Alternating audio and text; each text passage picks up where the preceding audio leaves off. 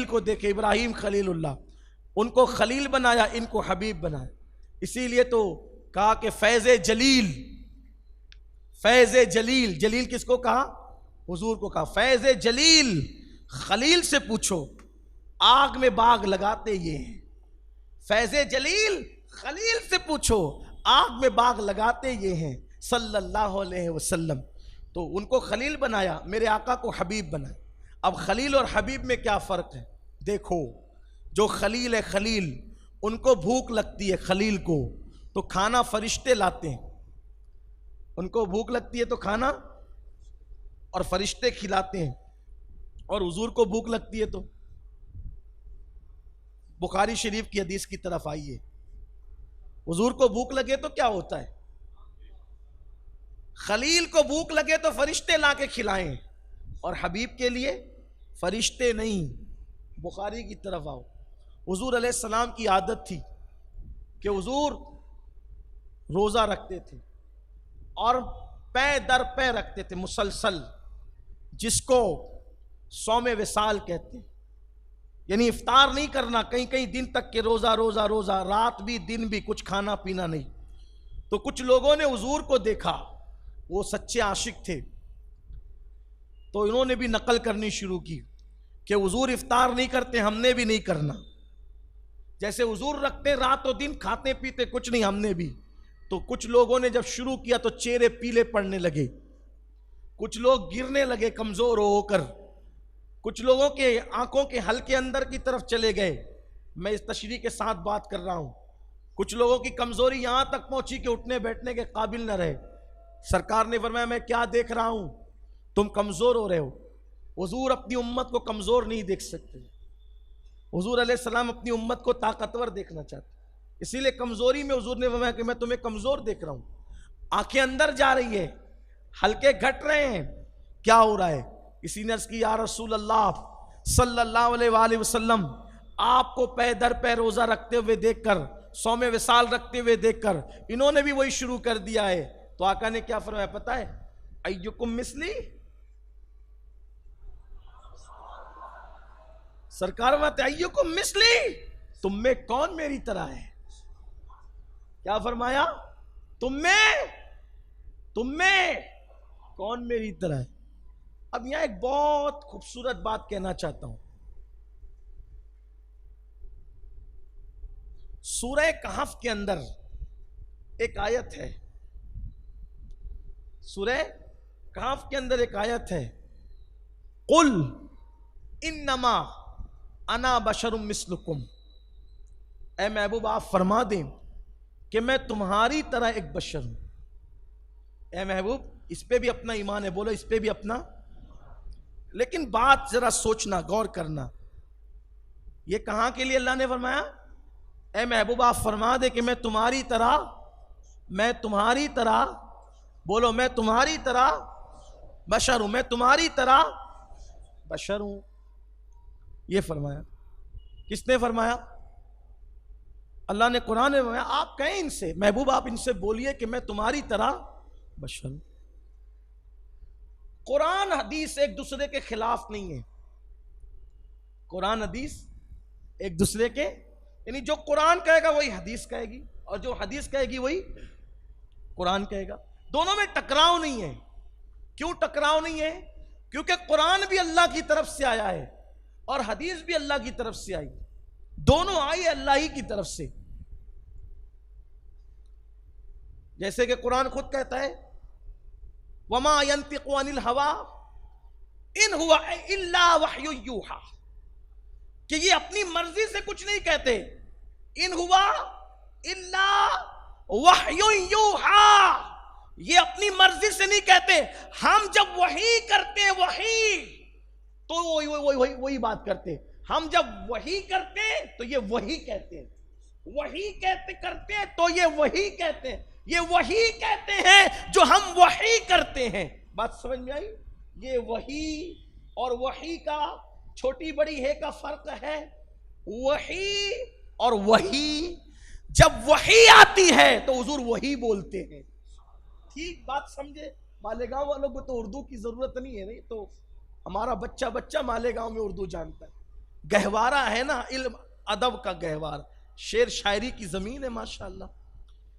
हम वही करते, तो कुरान भी वहीं से आया और हदीस भी, तो दोनों एक दूसरे के खिलाफ। फर्क इतना है कि कुरान वही मतलू है और हदीस वही गैर मतलू है। ये आप बार बार सुनते रहते उलमा से, उलमा आपको समझाने की कोशिश करते हैं।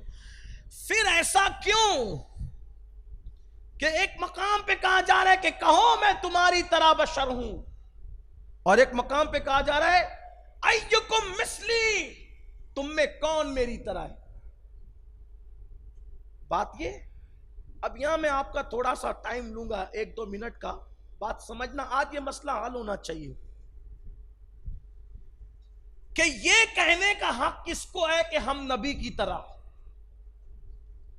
और ये कहने का हक किसको है कि हम नबी की तरह नहीं है। ये जो कहा ना, कुल इन्नमा अना बशरुम मिस्लुकुम, मैं तुम्हारी तरह बशर हूं, ये हुजूर ने कहा था मक्के के काफिरों से। किससे कहा था? किससे कहा था? किससे कहा था? मोमिनों से नहीं कहा। जब मोमिनों से कहा तो क्या कहा? अय्युकुम मिस्ली, कौन मेरी तरह है तुम में। दोनों से बात अलग अलग, क्योंकि काफिर उनको नबी मानते ही नहीं थे, तो हुजूर ने उनको क्या कहा कि मैं तुम्हारी तरह बशर हूं। क्यों कहा? देखो, उसको आसानी से समझो। आप हिंदुस्तान के माहौल को लेकर ही समझ लो। हिंदुस्तान के अंदर कितने करोड़ लोग बसते हैं? 125 करोड़ लोग बसते हैं, नहीं कि 1 अरब 25 करोड़ लोग बसते हैं। उसमें से 25 करोड़ है मुसलमान और 1 अरब है जो मुसलमान नहीं है। उनमें अच्छे भी हैं, बुरे भी हैं। कुछ ऐसे लोग हैं जो मुसलमानों को सताते हैं, कुछ लोग, सब नहीं। कुछ इतने अच्छे हैं कि अगर हम नमाज पढ़ें तो हमारे गैर मुस्लिम भाई एयरपोर्ट पे खड़े होते, किसी को आगे जाने नहीं देते। हम लोग खुद नमाज पढ़ते हैं एयरपोर्ट पे, ट्रेनों में, तो वो खुद अदब सिखाते कि ऐसा नहीं करना।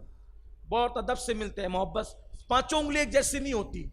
किसी भी मजहब में हर आदमी बुरा नहीं है, इंसानियत लोगों के अंदर बाकी रहती है। लेकिन कुछ ऐसे बदमाश है जो सियासी बेस पर, सियासी मामले को लेकर कभी मॉब लिंचिंग करते हैं, किसी को पकड़ के मारते हैं, काटते हैं।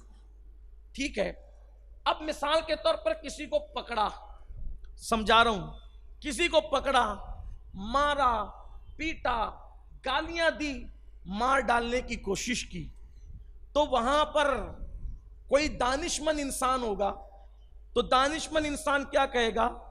अरे मुसलमान समझ के रहम नहीं करता इस पर, तो कम से कम इंसान समझ कर तो रहम कर, ये तेरी तरह इंसान है। बात समझेगी? ये तेरी तरह इंसान है, इस पे इस तरह रहम कर, ये तेरी, कि जैसे तुझे डंडा मारने पे तकलीफ होती है तो इसको भी तकलीफ हो रही है, तुझे पत्थर मारने में तकलीफ होती है तो इसको भी तकलीफ हो रही है ना। तेरा सर फटता है, खून निकलता है तो तकलीफ होती है, तो इसका भी सर तूने फाड़ दिया तो तकलीफ हो रही है। तो ये मुसलमान है, ये भूल जा, ये तो सोच के ये इंसान है, इंसान समझ के इस पे रहम कर। बात समझे?